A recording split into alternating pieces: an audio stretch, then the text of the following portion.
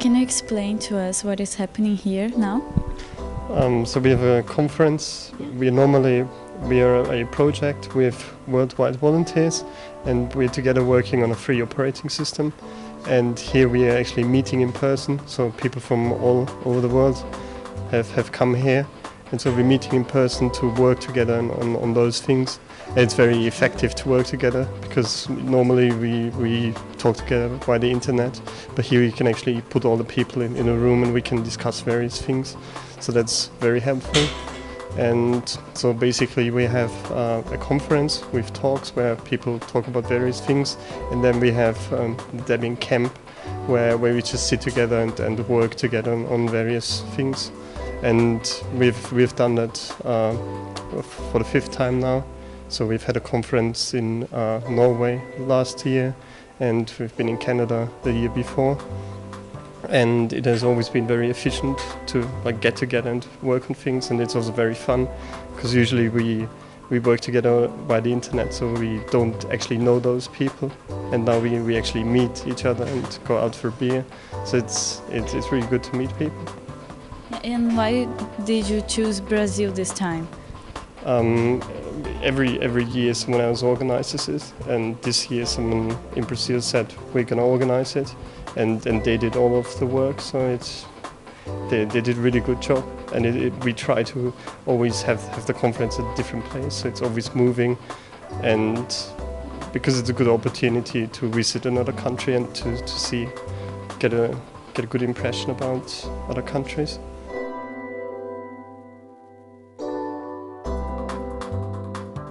A quarta DebConf, Conferência Mundial de Desenvolvedores Debian GNU Linux, aconteceu em Porto Alegre, no SESC. A conferência reuniu, pela primeira vez no Brasil, os maiores desenvolvedores do projeto Debian no mundo, que durante os dias do evento discutiram não somente códigos e ferramentas mais eficazes, mas também a responsabilidade que está inserida no contexto social das ações praticadas por eles. O projeto Debian GNU Linux é mais do que algumas milhares de pessoas desenvolvendo um sistema operacional, ou ferramentas como o Office em licença livre. É também um movimento social.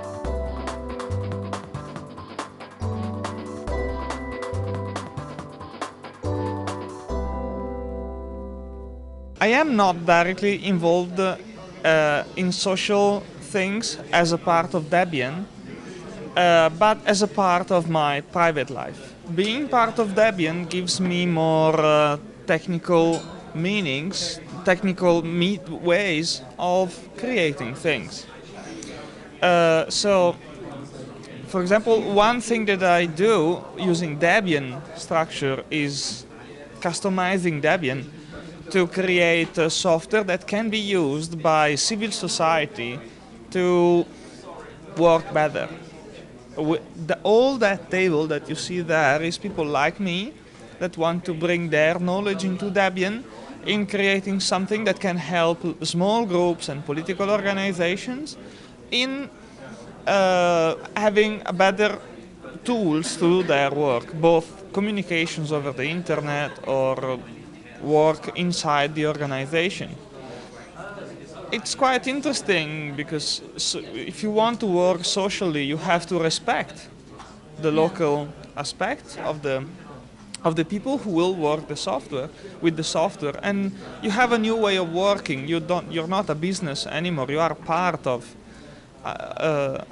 the social movement itself, and there are new interesting challenges that come and that we are identifying and discovering on the way. And so now there's a lot of talking about civil society. There's a lot of talking about information society. And information society is all this involvement of computer technology and information technology in in the contemporary society, it's changing the way we communicate, we get together. Actually, I'm here in Porto Alegre. I'm from Italy, working together with people from like all around the world. So we are talking globalization, we are talking communication infrastructure. We work together. All these people work together every day over the internet. So we are in a kind of new small revolution, or small or big, we still don't know. And this involves social changes. Yeah. When something involves social changes, well, it's part of our freedom. Part of our freedom is the duty of being attentive of what happens and trying to make it become better. So that's why I think many people, probably in Porto Alegre first, because I know you are doing it since at least '99, the FISL forum is going on. But besides Porto Alegre, all around the world, people are getting aware of that and are trying to see how globalization and information society can be made better, can be made good, and bring on this. So we started, personally, I started working with local groups in the city, trying to help small radios or fair trade shops in creating the infrastructure they needed.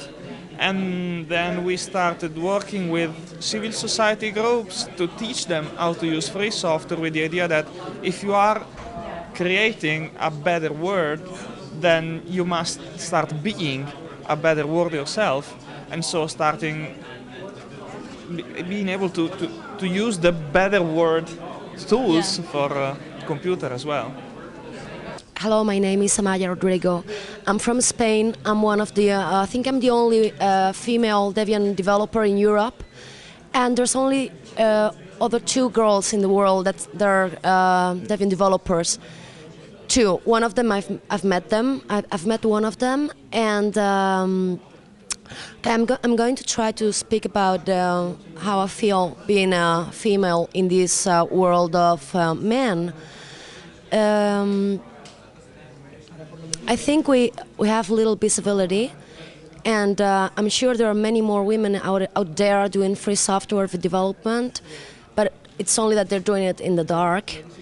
And I also think we have to put this a stop to the masculine view of the world and the free software. I think women have a lot to contribute to free software, and not only pink desktops, I mean real things. Like, for example, there's an image viewer called Porn View. It should be offensive to women. So what I'm trying to do is making women more visible in the free software world. I'm trying to get more users interested in Debian and Linux and free software too, in technology. Because they're very good tools for goals we all have as human beings, either you're a woman or a man.